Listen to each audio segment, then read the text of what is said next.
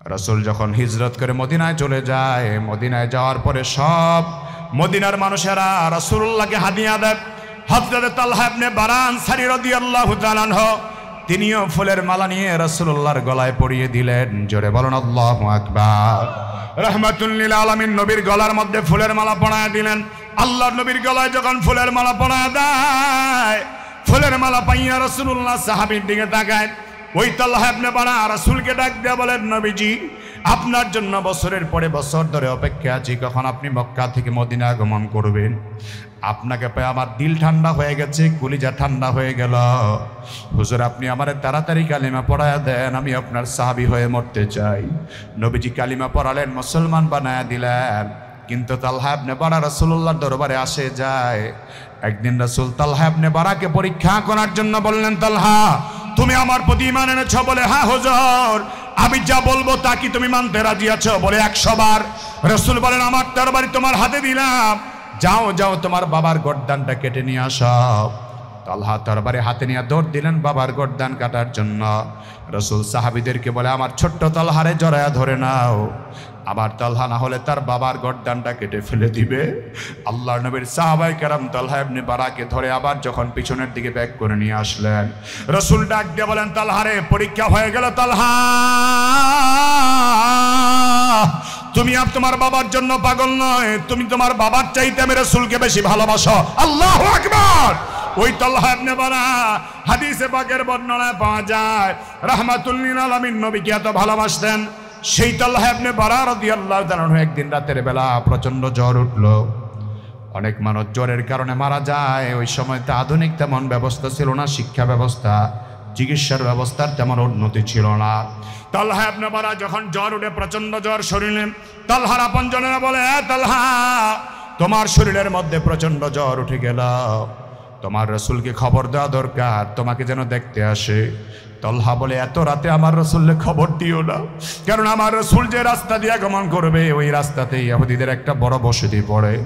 যদি আমার রাসূল আমাকে দেখতে আসার কারণে রাতের বেলা রাসূলের উপর যদি কোনো বেঈমান হামলা করে আক্রমণ করে, কোন ইহুদি আমার নবীকে কষ্ট দেয়, আমি তালহা যদি রাতের বেলা মারা যায় আমার মন শান্ত হবে না, আমার কলিজা ঠান্ডা হবে না, আমার কলিজার শান্তি আমি পাবো না। তালহার আপনজনেরা রাতের বেলা রাসূলকে খবর দিল না। তালহা ডাক দিয়া বারবার বলেছে, আমার আপনজনেরা আমি যদি রাতের বেলা মারা যাই, রাতের বেলা আমার দাফন দিয়ে দিবা। রাসূল যদি সকালবেলা খবর পায়, রাসূল যা করা দরকার তাই রাসূল আমার জন্য করবে।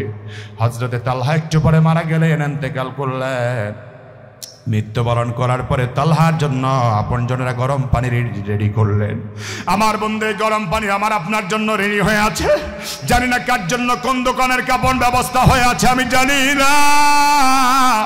জানি না কোন জায়গার মাটি আমার আপনার জন্য রেডি হয়ে আছে।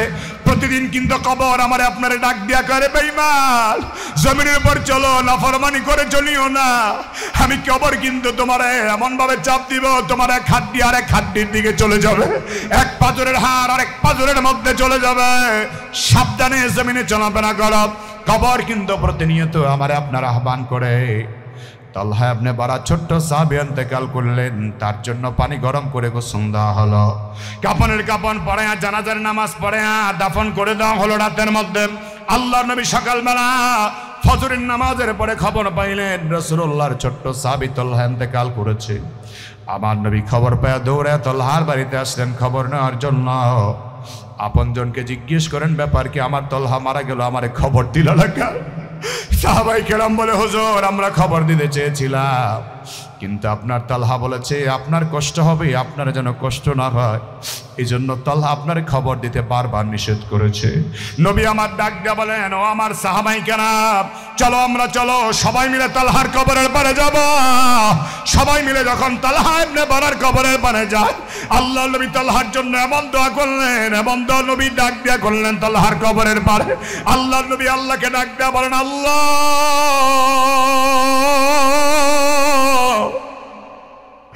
আল্লাহ আমার তালহা আমার জন্য যা করেছে। মুসলমান জাতিকে আজকে আওয়াজ দিতেই হবে, কারণ বাড়িওয়ালারা যদি বাড়ির দায়িত্ব সঠিকভাবে আদায় না করে, চোর ডাকাত হাইজেকাররা বাড়ির মালামাল লুট করে নিয়ে যেতে পারে। আমাদের উপরও ক্ষিপ্ত হয়ে আছে ফসুর মতো বেঈমান নাফরমানেরা উগ্রপন্থা অবলম্বন করে মুসলমানদেরকে নিধন করার ষড়যন্ত্রে মেতে আছে। সুতরাং আমরা মুসলমান যারা আছি আমাদের অস্তিত্বের প্রমাণ আমাদেরকে দিতেই হবে। এজন্য চিল্লে আরেকবার বলে আল্লাহু আকবার। দেখেন না, ফিলিস্তিন, তারপরে সিরিয়াতে দীর্ঘদিন পর্যন্ত অত্যাচার নির্যাতন করেছে, তারপরে আফগানিস্তান, ইরাক, জম্মু কাশ্মীর সহ মায়ানমার সহ পৃথিবীর বিভিন্ন প্রান্তেই মুসলমানদের আত্মচিৎকার আওয়াজ ভেসে আসছে। আমরা বাংলাদেশের মানুষ, নিরীহ মানুষ, আমাদের দেশের সাম্প্রদায়িক সম্প্রীতি রক্ষা করে আমরা চলছি। হিন্দু মুসলমান পাশাপাশি বসবাস করছি, কেউ কাউকে হিংসা করছি না, বরং প্রয়োজন হলে আমরা মুসলমানরা অমুসলিমদের মন্দির সহ পাহারাদারি করছি। আর একটু জোরে বলেন। তারপরে আমাদের দিকে বাঁকা নজরে তাকাচ্ছে আমাদের প্রতিবেশী দেশ বন্ধু নামের চিরশত্রু ইন্ডিয়া। কথা বলুন ঠিক কিনা? ওরা আমাদেরকে মনে হয় 5 মিনিটে গিলে খেয়ে ফেলবে। ওরা বক্তব্য দিয়ে বলে 5 মিনিটও লাগবে না বাংলাদেশ দখল করতে। আমার ব্রাহ্মণবাড়িয়ার লোকেরা বলছে আহো দাদা আসো, বাংলাদেশে বর্ডার পার হয়ে। কুমিল্লার লোকেরা বলছে আসো, ফেনীর লোকেরা বলছে আসো, তোমাদের সাথে আমাদের চূড়ান্ত খেলা। জেনে বলুন ঠিক কিনা? আমার ভাইয়েরা, আমার বন্ধুরা, এই জন্য ওরা আমাদেরকে ভয় দেখায়। কিসের ভয় দেখায় জানেন? আলুর ভয় দেখায়, পেঁয়াজের ভয় দেখায়। মনে হয় যেন আলু আর পেঁয়াজ মুদির বাফে লাগাইছে, মনে হয় যেন মুদির দাদায় পেঁয়াজ লাগাইছে, মুদির বাফে আলু লাগাইছে। এই জন্য ওরা আমাদেরকে আলু দিবে না, পেঁয়াজ দিবে না। আমরাও বলছি আমরা নেহি খায়েঙ্গে, ইনশাল্লাহ আমরাই আবার কৃষক হয়ে যাব। এ মাটির উর্বরতা দিবেন কে? জোরে বলতে হবে কে? সুতরাং যে আল্লাহ পাক জমিনকে সাথ দিয়েছেন, উর্বরতা দিয়েছেন, ওই আল্লাহ যদি আমাদেরকে দেয়, আমরা কারো কাছে ধরনা ধরতে হবে না। ওরা আলুর পেঁয়াজের ভয় আমাদেরকে দেখাচ্ছে। আলু আর পেঁয়াজ কেউ দিতে পারে না, একজন দিতে পারে, তিনি কে? আল্লাহ। আল্লাহর কাছে আমরা সাহায্য চাবো। তবে আমরা চূড়ান্তভাবে প্রস্তুতি গ্রহণ করতে হবে। সামনে আমাদের অনেক স্বপ্ন আছে। আমার বন্ধুগণ, জালেম বেঈমান যদি আমার দেশের 1 ইঞ্চি মাটির উপরেও হামলে পড়ার ষড়যন্ত্র করে, আমাদেরকে আবারও শাহজালালের তলোয়ার নিয়ে মাঠে ময়দানে নামতে হবে। আবারও জালেমদের বিরুদ্ধে তারেক বিন জিয়াদের ভূমিকা অবতীর্ণ হতে হবে। জালেমদের বিরুদ্ধে মোহাম্মদ বিন কাসেমের ভূমিকা অবতীর্ণ হতে হবে। খালেদ বিন ওয়ালিদের তলোয়ার হয়ে আমার এই মাটি আর এই জমিনকে রক্ষা করতে হবে। ঠিক কিনা? রাজি আছেন মুসলমান? কারা কারা রাজি? দুই হাত তোর আল্লাহকে দেখা।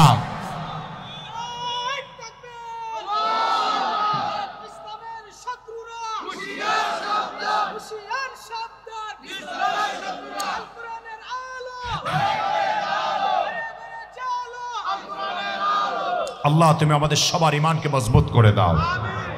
আর একটু জোরে কোন আমিন। আর জোরে বলো না আমিন। কারণ ইমান মজবুত না হলে কাফেরদের সামনে থেকে লড়াই করে বাঁচা সম্ভব হবে। রাসূল বলেছেন 3 দল মানুষ হবে গজওয়াতুল হিন্দে। কয় দল? 3 দল। প্রথম দল তারা বিশাল বাহিনী দেখে ভয় পেয়ে যাবে, ওরা পিছনে ছুটে চলে আসবে, ওরা জাহান্নামী হবে। দ্বিতীয় দল জিহাদ করবে, রক্তপাত করবে, শাহাদাতের নজরানা পেশ করবে, লাশের পরে লাশ পড়বে, রক্তে মানুষের শরীর কোমর পর্যন্ত ভিজে যাবে, তারপরও তারা শাহাদাতের ময়দান থেকে পিছপা হবে না। তাদের শহীদ হওয়ার পরে আরেক দল যাবে লড়াই করার জন্যে, চূড়ান্ত বিজয় নিয়ে আসবে।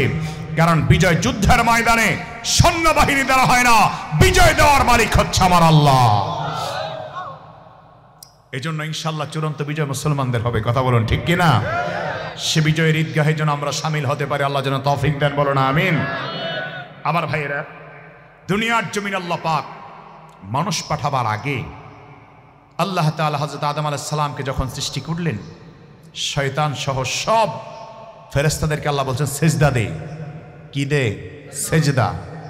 সবাই সেজদা দিল, কিন্তু শয়তান দিল না। শয়তান অহংকার করল। অহংকারকারীর পতন চূড়ান্ত। অহংকারকারী কখনো সফল হতে পারে না। শয়তান যখন আল্লাহ তাআলার সামনে সেজদা দিল না,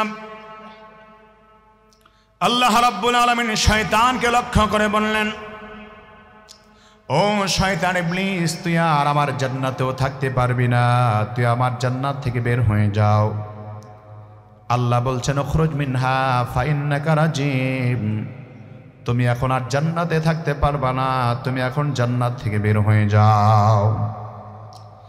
শয়তানকে আল্লাহ তাআলা যখন জান্নাত থেকে বের হওয়ার আদেশ দিলেন, শয়তান আল্লাহ তাআলাকে ডেকে বললেন, আল্লাহ তাআলা, জমিনের এমন কোন জায়গা নাই যে জায়গায় আমি শয়তান তোমার সেজদা দেই নাই। শয়তানের নামগুলি দেখলে অবাক হয়ে যাবেন। শয়তানের এক নাম ছিল ওয়ালিউল্লাহ, শয়তান আরেক নাম ছিল আবেদ, আরেক নাম ছিল জাহেদ, আরেক নাম ছিল আজাজিল।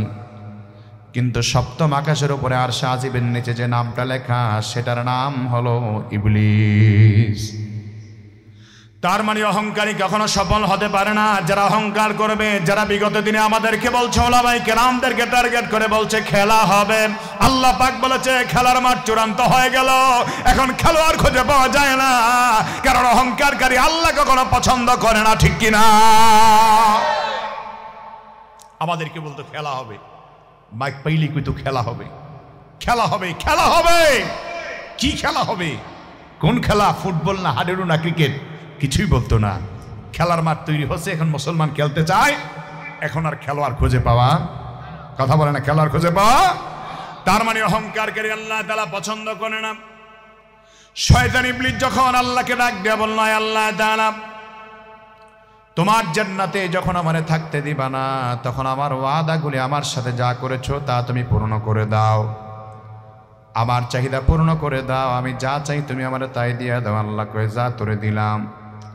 শয়তান বলল, আল্লাহ তুমি আমারে কিয়ামত পর্যন্ত হায়াত দিয়ে দাও। আল্লাহ বলে, যা শয়তান, তোরে কিয়ামত পর্যন্ত হায়াত দিয়ে দিলাম।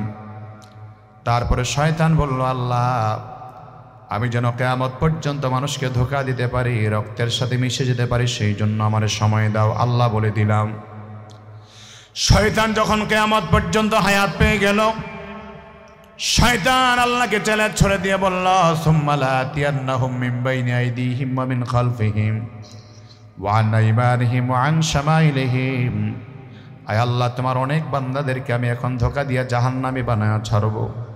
ডাইনে বাধা দিব, সামনে বাধা দিব, পিছনের দিক দিয়া বাধা দিব। ওয়ালা তাজিদু আকসারহুম শাকিরিন, তুমি অধিকাংশ বান্দাদেরকে শুকরগুজারি পাইবা না। বাস্তবে তার প্রমাণ আমরা পাই। আল্লাহর গোলাম যত দুনিয়া আছে তার চাইতে শয়তানের গোলাম বেশি, কথা বলেন ঠিক কিনা? শয়তান ধোঁকা দিয়া বোকা বানায় যখন জাহান্নামের কথা বলল, আল্লাহ তাআলাও চ্যালেঞ্জ ছুড়ে দিয়া বললেন, বিইজ্জতি ওয়া জালালি ওয়া উলুমি ওয়া ইরতিফাই মাকানি ওয়া আযীমি সুলতানি লা আগফিরান্না লাহুম মা দামু ইস্তাগফিরুনানি। জোরে চিল্লা বলেন আল্লাহু আকবার। আমার কথা বোঝার আগে আরেকবার বলেন আল্লাহু আকবার। আল্লাহ বলেন, ও শয়তান, তুই আমার আদমের সন্তানদেরকে চ্যালেঞ্জ দিলাম, বিইজ্জতি, আমি আল্লাহ তোমার চ্যালেঞ্জের জবাব দিয়ে দিলাম। আমার ইজ্জতের কসম, আমার জালালিয়াতের কসম, আমার ক্ষমতার কসম, আমার সম্মানের কসম, আমার উচ্চ মর্যাদার কসম, সব কসম করে আল্লাহ বললেন, লা আগফিরান্না লাহুম মা দামু ইস্তাগফিরুনানি। সহিহ বুখারীর বর্ণনায় আল্লাহ বলেছেন, আমার বান্দা যখন গুনাহ করার পরে আমি আল্লাহর দরবারে ক্ষমা চাইবে, যতবার ক্ষমা চাইবে ততবার আমার ক্ষমার দরজা আমি আল্লাহ উন্মুক্ত করে রাখবো। সুবহানাল্লাহ। আমার বান্দা যখন গুনাহ করবে, গুনাহ করার পরে আমার বান্দা যখন রাত্র গভীরে প্রচন্ড ঠান্ডা পানিতে ওযু বানায়, আমার বান্দা যখন তাহাজ্জুদের নামাজের সিজদায় চলে যাবে, আমার বান্দা যখন গভীর রজনীতে আমি আল্লাহকে ডাক দেয়া বলবে, আল্লাহ আমি বড় গুনাহগার, আমি বড় গুনাহগার, আমি বড় গুনাহগার আল্লাহ, হায় আল্লাহ, গুনাহ করে করে এক পা আমার কবরের দিকে চলে যাচ্ছে, আমার জীবনটা শেষ হয়ে যাচ্ছে মওলা, কতদিন হায়াতে বাঁচবো আর আমার জানা নাই। সমপারি সবাই কবরের বাসিন্দা হয়ে গেছে, আমি কখন কবরে চলে যাই তার কোনো ঠিক ঠিকানা নাই। আপনার যারা ময়দানে হাজির আছেন, ডানে বামে তাকায় দেখবেন আপনাদের অনেক বন্ধু কবরে শুয়ে গেছে। আপনাকে আল্লাহ তাআলা বাঁচিয়ে রেখেছেন। আল্লাহকে বান্দা যখন ডাক দিয়ে বলবে, আল্লাহ দুনিয়ার সব বান্দারা দরজা বন্ধ করে দিল, তোমার রহমতের দরজাটা গভীর রাতে তুমি খুইলা দিলা। আয় আল্লাহ তাআলা, দুনিয়ার কারা দরজার দিকে হাত বাড়াইলাম না, তোমার রহমতের দরজার দিকে হাত বাড়ায় দিল। বলল, তুমি আমার জীবনের গুনাহ মাফ করে দাও আল্লাহ, মাফ করে দাও। আল্লাহর বান্দা যখন 2 ফোঁটা চোখের পানি যখন ছেড়ে দিবে, ওই চোখের পানি যখন নাকের ডাকা দিয়া বেবে পড়বে, আল্লাহ ডাক দিয়া বলেন বান্দা, তখন আমার ডান হাতটা আমি আল্লাহ বানায়া দেই, কুদরতি হাতটা বানায়া দিয়া তোমার চোখের মধ্যে মুইছা দিয়া বলি, বান্দা রে আর কাঁদিস না রে বান্দা, আর কাঁদিস না বান্দা, কাঁদিস না, তোর জীবনের সব গুনাহ আমি আল্লাহ তাআলা ক্ষমা করে দিলাম। তার মানে বন্ধু, আমাদের জীবনে আমরা যারা এখানে আছি, আপনাদের সবার কাছে জানতে চাই, আমাদের জীবনে আমাদের গুনাহ আছে না নাই? আমার বন্ধু, সেই জীবনের গুনাহ মাফ চাওয়ার জন্য আল্লাহর দরবারে হাজিরা দেওয়ার দরকার আছে না নাই? এই জীবনের গুনাহ মাফ চাওয়ার জন্য মালিকের দরবারে চাওয়া দরকার। আল্লাহর দরবারে যতই চাইব আল্লাহ আমাদের কি দিবেন? যতই আল্লাহর দরবারে কান্নাকাটি করব, ততই আল্লাহ আমাদের জীবনের গুনাহকে মাফ করে দিবেন। এই জন্য আল্লাহ বলেছে, শয়তান তুই আমার বান্দারে জাহান্নামী বানাইতে চাও, তুমি যেই পথে বাধা দিবা সেই পথে আমি আল্লাহ রহমত ঢেলে দিব। তার মানে আল্লাহ তাআলা যখন শয়তানকে জেলে ছুড়ে দিলেন, শয়তান তারপরে বলে, আল্লাহ আমাকে যে ক্ষমতা দিলা, আমি দেখবো তোমার বান্দা কেমনে জান্নাতে যায়। আল্লাহ তাআলা তখন দুনিয়ার মানুষের জন্য মানুষ পাঠাবার সাথে সাথে 2টি পয়গাম আল্লাহ পাঠায় দিলেন। আল্লাহর মাননীতে কিছু বান্দা আল্লাহ পাঠায় দিলেন, অপরদিকে আল্লাহর পক্ষ থেকে আল্লাহ আসমানি কিতাব পাঠায় দিলেন। আল্লাহ তাআলা দুনিয়ার সব মানুষদেরকে লক্ষ্য করে কোরআনে পাকে আদেশ প্রদান করে বলেন, ইয়া আইয়ুহান নাস ক্বাদ জাআকুম বুরহানুম মির রাব্বিকুম ওয়া আনজালনা ইলাইকুম নূরাম মুবিনা।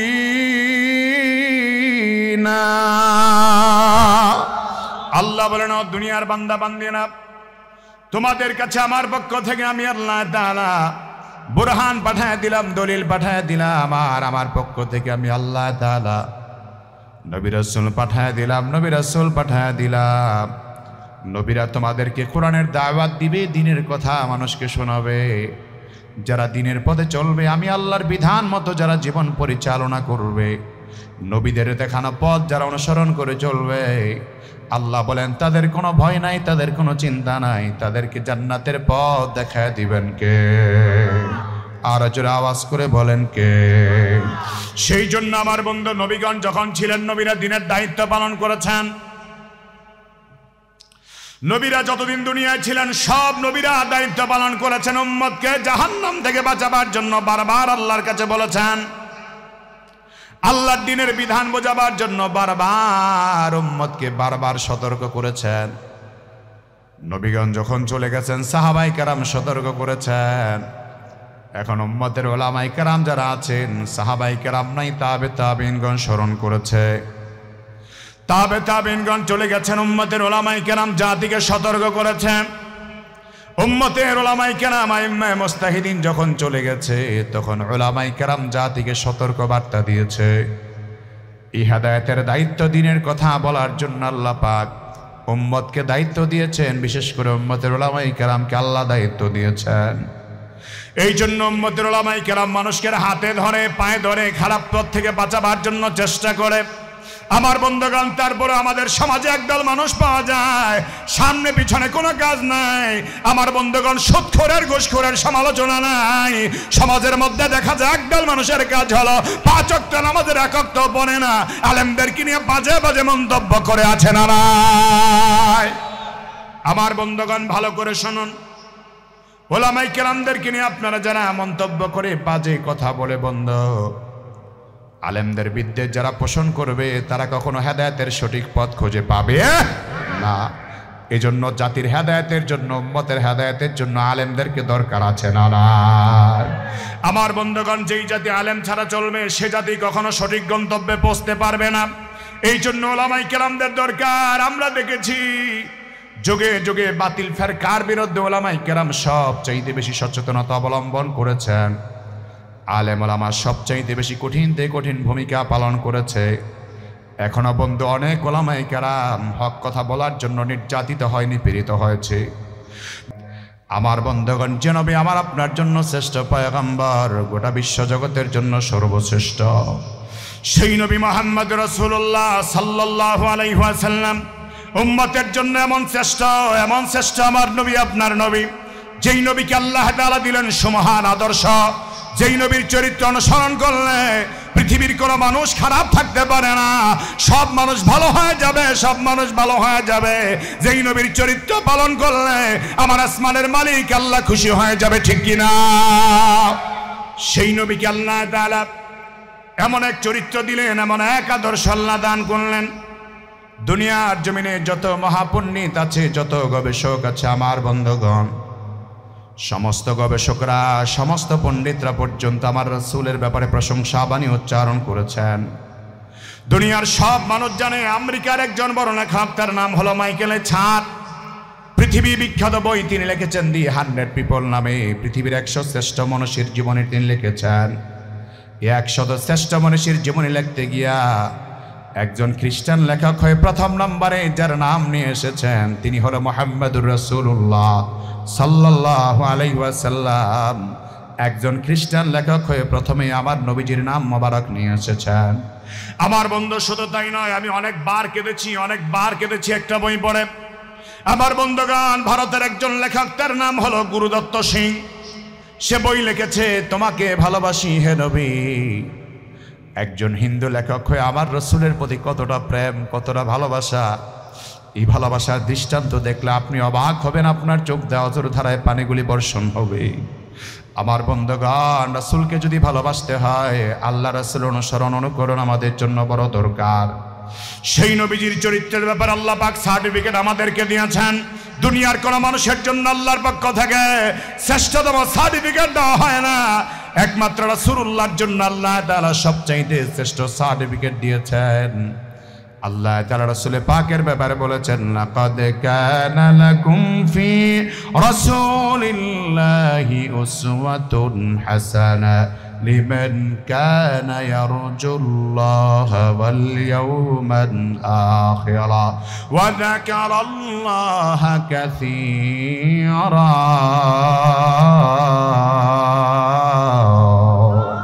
জোরে আওয়াজ করে বলেন আল্লাহু আকবার। আমার বন্ধুগণ, খারাপ লাগতেছে নাকি আপনাদের কাছে? অসুবিধা হচ্ছে? ডাইনে বামে তাকাবেন না, মনোযোগ দিয়ে কথাগুলি নেওয়ার চেষ্টা করেন। আমার বন্ধু, আল্লাহ বলেছেন, লাকাদ কানা লাকুম ফি রাসূলিল্লাহি উসওয়াতুন হাসানা। তোমাদের মাঝে আমি আল্লাহ তাআলা আমার প্রিয় নবীকে পাঠালাম, তোমাদের প্রিয় রাসূলকে পাঠায়া দিলাম। আর তোমাদের রাসূলের মাঝে আমি আল্লাহ তাআলা সর্বশ্রেষ্ঠ চরিত্র আর আদর্শ রাখলাম। যে ব্যক্তি আমি আল্লাহর সন্তুষ্টি চাও, পরকালে নাজাত পেতে চাও, আমি আল্লাহকে বেশি বেশি স্মরণ রাখতে চাও, তারা আমার রাসূলকে মেনে নাও। রাসূলকে যারা মানবে তাদের উপর খুশি হবেন কে?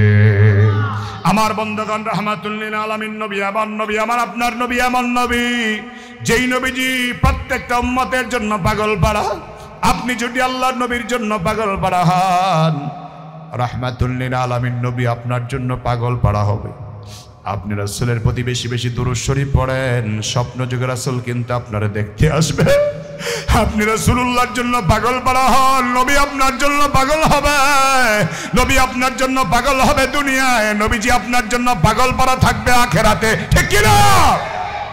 ওই নবী রাহমাতুল লিল আলামিন নবী, যে নবী বন্ধুদের কাছে সবচাইতে প্রিয় ছিলেন, সবচাইতে ভালো ছিলেন, যে নবী তার স্ত্রীদের কাছে সবচাইতে পছন্দের স্বামী ছিলেন, যে নবী জিহাদের ময়দানে সবচাইতে শ্রেষ্ঠ সেনাপতি ছিলেন, যে নবী রাষ্ট্র পরিচালনার ক্ষেত্রে সবচাইতে শ্রেষ্ঠ রাষ্ট্রপ্রধান ছিলেন, সে নবী প্রত্যেকটা সাহাবীর জন্য এমন পাগল পাড়া ছিলেন। হযরতে জাবের ইবনে আব্দুল্লাহর নাম আপনারা শুনেছেন। রাসূলুল্লাহ সাল্লাল্লাহু আলাইহি ওয়াসাল্লামের জারিনুল কদর একজন সাহাবী জাবের ইবনে আব্দুল্লাহ রাদিয়াল্লাহু তাআলা আনহুর বর্ণনা হাদিসে পাকে পাওয়া যায়। জাবের ইবনে আব্দুল্লাহ, তার মানে আব্দুল্লাহর ছেলে জাবের, ওই জাবেরের আব্বা জিহাদের ময়দানে শহীদ হয়ে গেল। যেই মাত্র জাবেরের বাবা জিহাদের ময়দানে শাহাদাত বরণ করল, শহীদ হওয়ার পরে জাবের রাদিয়াল্লাহু তাআলা আনহু এতটা ঋণগ্রস্ত হয়ে পড়লেন, বাবার ঋণের বোঝা, বাবার ঋণের কারণে হযরতে জাবের ঘর থেকে বের হতে পারেন না। শুধুমাত্র পাওনাদার যারা আছে তারা শুধু বারবার জাবেরকে ধরে, জাবের আমাদের ঋণগুলি দিয়ে দাও। হযরত জাবের ইবনে আব্দুল্লাহ বলেন, মানুষের পেরেশানি দেখে আমি রাহমাতুল লিল আলামিন নবী, দু জাহানের সরদার নবীর কাছে আমি চলে গেলাম। আল্লাহু আকবার।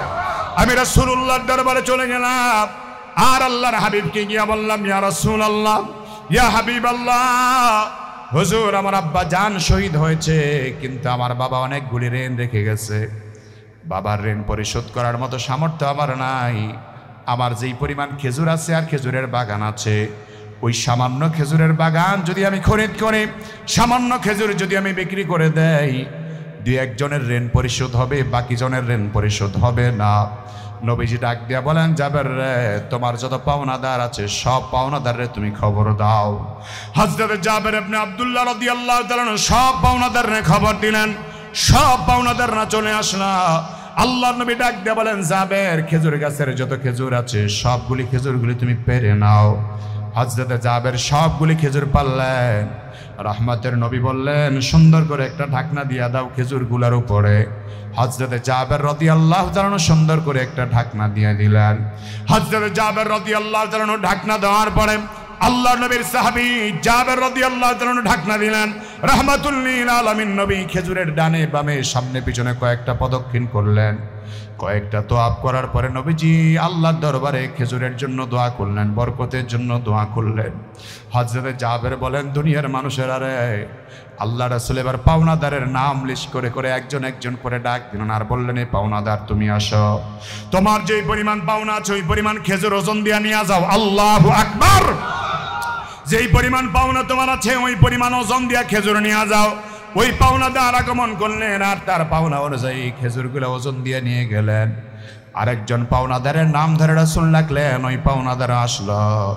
রাহমাতুল লিল আলামিন নবী পাওনাদারকেও পাওনা পরিশোধ করে দিলেন। হযরত জাবের বলেন, দুনিয়ার মানুষেরা এমন নবী আমি কেমনে পাইলাম, যেই নবী রাহমাতুল লিল আলামিন নবী আমার পাওনাদারের সব পাওনাগুলি পরিশোধ করে দিল, সব পাওনা পরিশোধ করল, সমস্ত পাওনাগুলি পরিশোধ করে দিল। সর্বশেষ নবী আমার ডাক দেয়া বলে, জাবের রে, এবার তুমি খেজুরের ঢাকনাটা উঠা দাও। হযরত জাবের বলেন, খেজুরের ঢাকনা উঠা দেখলাম যেই পরিমাণ খেজুর আগে ছিল ওই পরিমাণ খেজুর এখনো বাকি আছে, একটা খেজুরও কমে যায় না। নারে তাকবীর। হযরত জাবের বলেন, দুনিয়ার মানুষেরা এই নবীর মতো নবী আর কোথায় পাইবা? রাহমাতুল লিল আলামিন নবীর মতো নবী আর কোথায় পাইবা? যেই নবীজি এত বরকতের দোয়া করলেন, খেজুর গাছের খেজুরগুলি পেরে ফেললাম, একটা খেজুরও কমলো না। হযরত জাবের বলেন, দুনিয়ার মানুষেরা রাহমাতুল লিল আলামিন নবীতে এমন নবী আমার দুঃখে দুঃখিত হইয়া রাহমাতের নবী আমার জন্য পাগল পাড়া হইয়া সব পাওনাদারকে ডাকলেন। আর সব পাওনাদাররা তার পাওনা পরিশোধ করে নিল, আমার কোনো কষ্টই হলো না। আমার নবীতে এমন নবী, যেই নবী রাহমাতুল লিল আলামিন নবী, বরকতের নবী, যাকে আল্লাহ পাক সবচাইতে সেরা চরিত্র দান করলেন। যেই নবীর মতো শ্রেষ্ঠ চরিত্র পৃথিবীর জমিনে আর কেন নাই। কিন্তু আজকের মুসলমান নবীর উম্মতদেরকে দেখা যায় সেই নবীর চরিত্র বাদ দিয়া বেঈমানদের চরিত্রের পিছনে মুসলমানের সন্তানরা দৌড়ায়, ঠিক কিনা? সামনে আসতেছে বন্ধু 31 নাইট আসতেছে, ডিসেম্বর মাসের 31 তারিখ রাত 12টার পরে দেখবেন কোন কোন যুবক রাস্তায় নেমে যাবে, তরুণরা রাস্তায় নেমে যাবে 31 নাইট পালন করার জন্য। নারী যুবক, না না, তোমার জন্য 31 নাইট নয়, তোমার জন্য তোমার রাসূলের চরিত্র আছে, তোমার রাসূলের আদর্শ আছে। তুমি দুনিয়ার কারো চরিত্র মানতে পারো না, তোমার রাসূলুল্লাহর আদর্শ আর চরিত্রটা মানতে হবে, ঠিক কিনা? এই জন্য আল্লাহর হাবিবকে আল্লাহ তাআলা সবচাইতে মহান চরিত্র আমার আপনার জন্য দান করলেন। রাহমাতুল লিল আলামিন নবী এমন এক মহান নবী, এমন এক মহান নবী, এমন এক মহান নবী, যেই নবীর কথা মানার জন্য সাহাবায়ে কেরাম সবচাইতে বেশি পাগল পারা ছিলেন। রাসূল যখন হিজরত করে মদিনায় চলে যায়, মদিনায় যাওয়ার পরে সব মদিনার মানুষেরা রাসূলুল্লাহকে হাদিয়া দেয়। হযরত তালহা ইবনে বারা আনসারী রাদিয়াল্লাহু তাআলা আনহু তিনিও ফুলের মালা নিয়ে রাসূলুল্লাহর গলায় পরিয়ে দিলেন। জোরে বলুন আল্লাহু আকবার। রাহমাতুল লিল আলামিন নবীর গলার মধ্যে ফুলের মালা পরায় দিলেন। আল্লাহর নবীর গলায় যখন ফুলের মালা পরায় দেয়, ফুলের মালা পাইয়া রাসূলুল্লাহ সাহাবীর দিকে তাকায়। ওই তালহা ইবনে বারা রাসূলকে ডাক দিয়ে বলেন, নবীজি আপনার জন্য বছরের পরে বছর ধরে অপেক্ষা আছি, কখন আপনি মক্কা থেকে মদিনা আগমন করবেন। আপনাকে পেয়ে আমার দিল ঠান্ডা হয়ে গেছে, কলিজা ঠান্ডা হয়ে গেল। হুজুর আপনি আমারে তাড়াতাড়ি কালিমা পড়ায়া দেন, আমি আপনার সাহাবী হয়ে মরতে চাই। নবীজি কালিমা পড়ালেন, মুসলমান বানায়া দিলেন। কিন্তু তালহা ইবনে বারা রাসূলুল্লাহর দরবারে আসে যায়, একদিন রাসূল তালহা ইবনে বারাকে পরীক্ষা করার জন্য বললেন, তালহা তুমি আমার প্রতি ঈমান এনেছো? বলে হ্যাঁ হুজুর। আমি যা বলবো তা কি তুমি মানতে রাজি আছো? বলে 100 বার। রাসূল বলেন, আমার তরবারি তোমার হাতে দিলাম, যাও যাও তোমার বাবার গর্দানটা কেটে নিয়ে আসো। তালহা তরবারি হাতে নিয়ে দৌড় দিলেন বাবার গর্দান কাটার জন্য। রাসূল সাহাবীদেরকে বলে, আমার ছোট্ট তালহারে জড়ায়া ধরে নাও, আবার তালহা না হলে তার বাবার গর্দানটা কেটে ফেলে দিবে। আল্লাহর নবীর সাহাবায়ে কেরাম তালহা ইবনে বারাকে ধরে আবার যখন পিছনের দিকে ব্যাক করে নিয়ে আসলেন, রাসূল ডাক দিয়ে বলেন, তালহারে পরীক্ষা হয়ে গেল। তালহা তুমি আর তোমার বাবার জন্য পাগল নয়, তুমি তোমার বাবার চাইতে আমি রাসূলকে বেশি ভালোবাসো। আল্লাহু আকবার।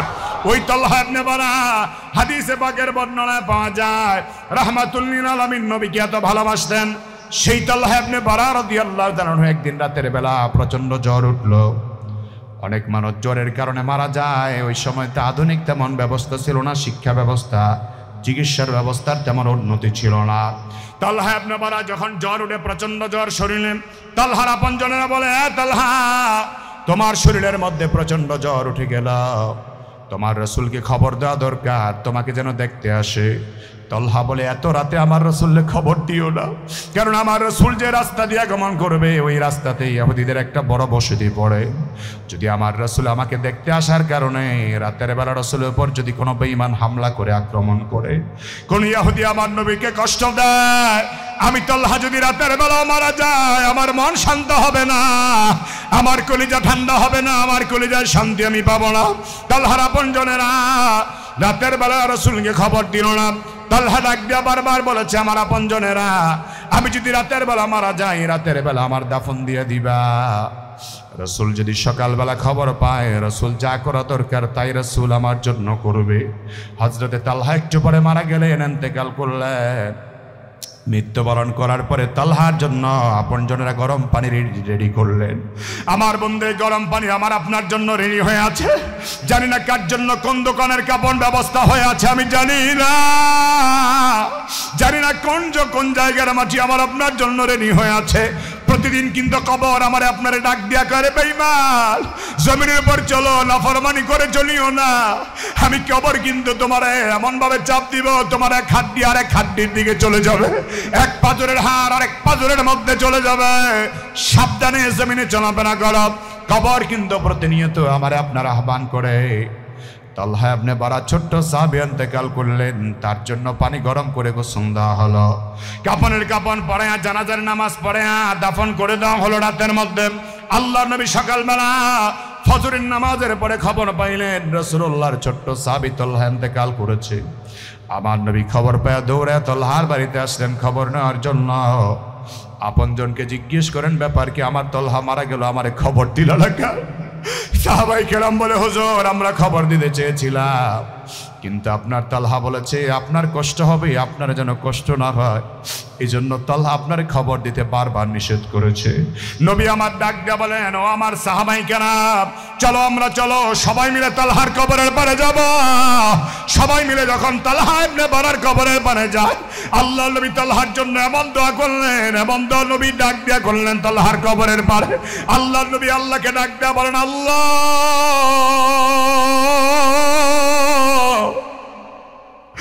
আল্লাহ আমার তালহা আমার জন্য যা করেছে, আমি নবী তালহার উপর খুশি হয়ে গেলাম। আমার তালহা যা করেছে আমি খুশি হয়ে গেলাম। আমি রহমতের নবী চাই, মাওলা তুমি আমার তালহার উপর এমন ভাবে খুশি হয়ে যাও যেন আমার তালহার দিকে তাকায় তুমি হাসবা, আমার তালহাও তোমার দিকে তাকায় হাসবে। আল্লাহু আকবার। সাহাবায়ে কেরাম বর্ণনা করেন, আমরা অবাক নয়নে তাকায় দেখলাম আল্লাহ নবী মুচকি হাসলেন একটু পরে।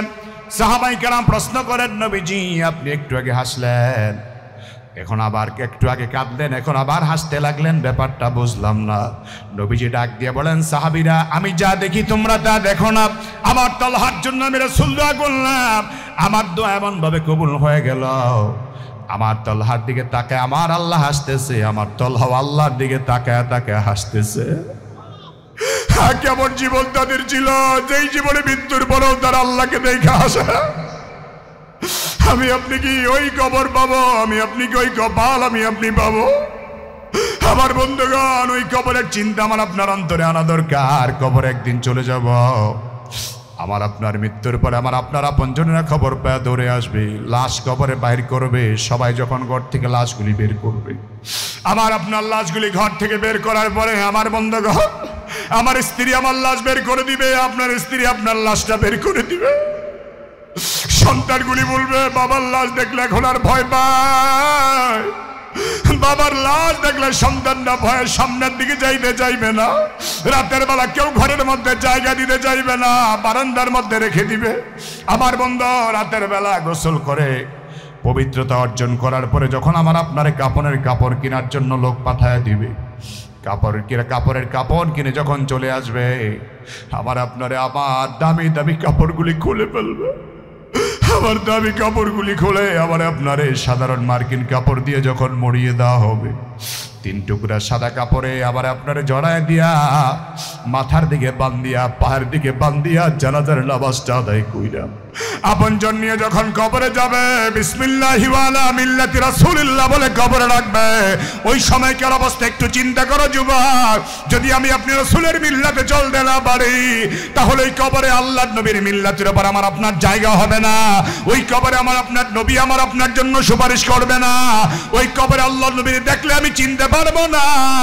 আর ওই কবরে যদি রাসূলকে দেখলে চিনতে না পারি, আমার আপনার মতো হতভাগা কল্পনা আর কেউ হবে না। এই জন্যই কবরে যেন রাসূলকে চিনতে পারি।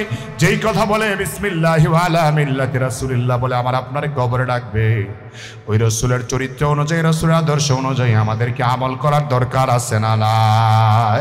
আমার বন্ধুগণ, ওই কবরে আমি আপনি একা যাব, আমার আপনার কবরে আমি যাব, আপনার কবরে আপনি যাবেন। সন্তান যাবে না, বাবা যাবে না, মা যাবে না, আপনজন কেউ যাবে না। কিয়ামতের ময়দানে আপনি যখন দাঁড়াবেন, আপনার সঙ্গে আপনার আপনজন সবাই দাঁড়াবে, কেউ কাউরে পরিচয় দিতে চাইবে না।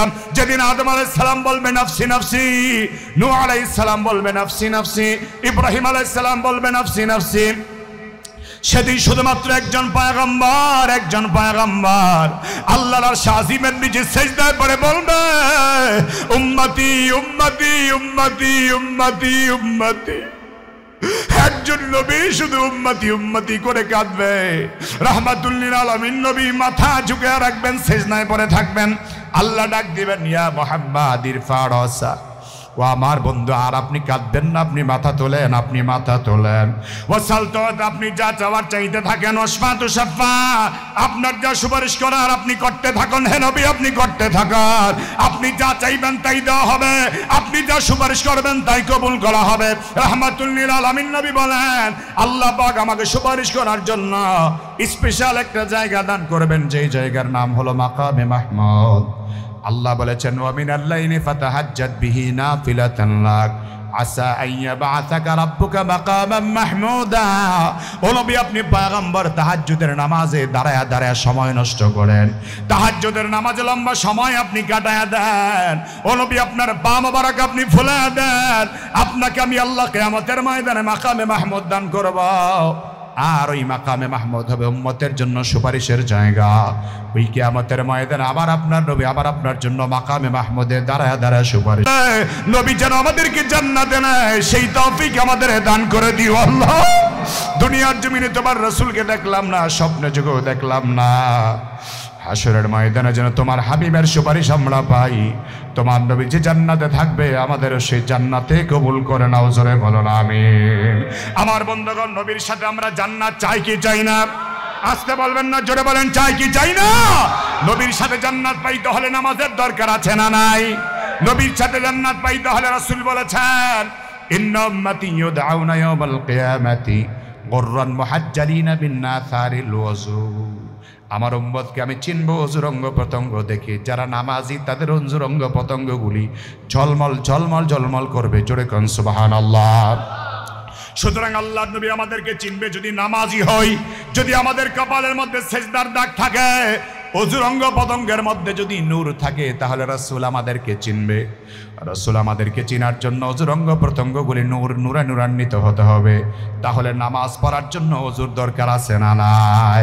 আমার বন্ধুগণ, 1 নম্বরে নামাজ, 2 নম্বরে পর্দা, 3 নম্বরে হালাল খাবো, 4 নম্বরে বন্ধু পরের হক নষ্ট করবো না, 5 নম্বরে মানুষের মাথায় বাড়ি দিব না, মানুষ মানুষকে ক্ষমা করতে শিখব। যে মানুষ মানুষকে ক্ষমা করে দেয় তাদেরকে ক্ষমা করে দেয় কে? আল্লাহর হাবিব বলেন ঈমানের মজা পাওয়ার জন্য শোনো, সালাসুম মান কুন্না ফিহি ওয়াজাদা বিহিন্না হালাওয়াতাল ঈমান। ঈমানের মজা যদি পেতে চাও 3টা জিনিস তোমরা পালন করো। 1 নাম্বার হলো মান কানা আল্লাহু ওয়া রাসূলুহু আহাব্বা ইলাইহি মিম্মা সাওয়াহুমা। আল্লাহকে আর রাসূলকে সবচাইতে বেশি ভালোবাসো, আল্লাহকে বেশি ভালোবাসো, রাসূলকে সবচাইতে বেশি ভালোবাসো। 2 নাম্বার ওয়া ইউহিব্বাল মারআ লা ইউহিব্বুহু ইল্লা লিল্লাহ। দুনিয়াতে মানুষকে ভালোবাসবা, মানুষের সাথে লেনদেন করবা, আচার আচরণ করবা একজনকে খুশি করার জন্য, তিনি কে? আর 3 নাম্বার রাসূল বলেছেন ওয়া আইয়াকরাহা ইয়াউদা ফিল কুফরি কামা ইয়াকরাহু আন ইউলকা ফিন নার। জাহান্নামের আযাব কেমন ভয় পাও, জাহান্নামের আগুন কেমন ভয় পাও, কুফর এবং শিরিক কেমন ভয় পাও। দুনিয়াতে আগুনের গর্তে পড়ালে যেমন ভয় পাও, কুফর শিরিক করাকে তেমন ভয় পাও। তাহলে বন্ধুগণ, ঈমানের মজা পাওয়ার জন্য আমরা ভালোবাসবো আমাদের আল্লাহকে, ঈমানের মজা পাওয়ার জন্য আমরা ভালোবাসবো আমাদের রাসূলকে, ঈমানের মজা পাওয়ার জন্য আমার বন্ধুগণ আমরা মানুষের প্রতি মানুষের মহব্বত রাখবো, ঈমানের মজা পাওয়ার জন্য আমরা শিরিক করব না, কুফর করব না, বেদাত করব না। আমার বন্ধুগণ, এই যে ঈমানের শাখা প্রশাখা আর আমাদের পরকালীন জীবনের হালাত আমাদেরকে বোঝাবার জন্য এই সমাজে ওলামায়ে কেরাম তৈরি করার জন্য মাদ্রাসার বড় দরকার আছে। কথা বলেন ঠিক কিনা? এই মাদ্রাসা এখানে হয়েছে, আপনারা খুশি না বেজার? আল্লাহ যেন মাদ্রাসাকে কবুল করে, জোরে বলুন আমিন। আমার বন্ধুগণ, সেই জন্যই মাদ্রাসায় যত ছাত্র হবে আপনারা যারা সহযোগী হবেন, এই মাদ্রাসার ছাত্রগুলো কিয়ামতের ময়দানে আল্লাহর কাছে আমার আপনার জন্য সুপারিশ করবে। রাসূল বলেছেন মান ক্বরাল কুরআন ফাস্তাযহারাহু ফাহাল্লা হালালাহু ওয়া হাররামা হারামাহু ওয়া আদখালাহুল্লাহুল জান্নাহ ওয়া শাফাআহু ফি 10রাতিন মিন আহলি বাইতিহি কুল্লুহুম ক্বাদ ওয়াজাবাত লাহুন নার। রাসূল বলেন কিয়ামতের ময়দানে তারাও সুপারিশ করবে রাসূলের পারমিশন পায়া, যারা কোরআন পড়েছে, কোরআন অনুযায়ী জীবনটা গঠন করেছে, আল্লাহ পাক তাদেরকে জান্নাত দিবেই দিবে। আবার 10 জন জাহান্নামে গিয়ে সুপারিশ করায়, জান্নাতে নেওয়ার স্পেশাল পাওয়ার আল্লাহ দিয়ে দিবেন। জোরে কোন সুবহানাল্লাহ। আমার বন্ধু, এই জন্য কবরের চিন্তা আমাদের অন্তরে রাখার দরকার আছে না নাই? পরকালে জান্নাত আমরা চাই, সে নিয়ত আমাদের আছে না নাই? দুনিয়ার জন্য পাগল হলে হবে না।